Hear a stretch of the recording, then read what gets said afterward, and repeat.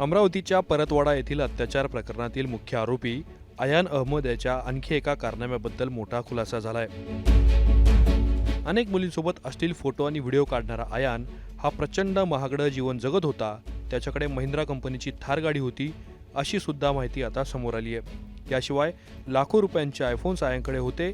गाडीमध्ये पैशांची bundle दाखवतानाचा अयानचा video सध्या सोशल मीडियावर प्रचंड व्हायरल होतोय। इतकंच नाही तर आरोपी अयानकडे गाडीमध्ये नेहमी एक पिस्तूल असायचं। काही व्हिडिओमध्ये आरोपी अयानने बंदूक हातात घेतलेल्याचा सुद्धा दावा करण्यात येतोय।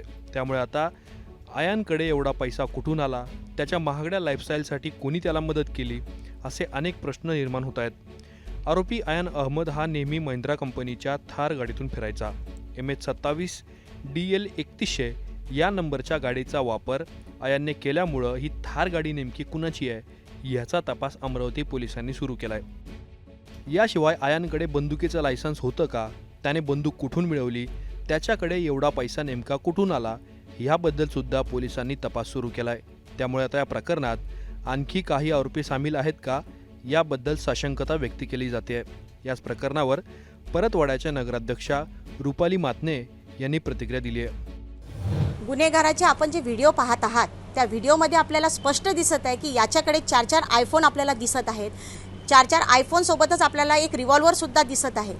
दुसरा व्हिडिओ आपण पाहिला तर त्याच्यामध्ये नोटाचे बंडल आपल्याला दिसत आहे। निश्चितच याच्या मागे कोणाचा तरी हात आहे। पोलीस प्रशासनाने यावर चौकशी करावी आणि प्रत्येक गुन्हेगारावर कठोर ती कारवाई करावी।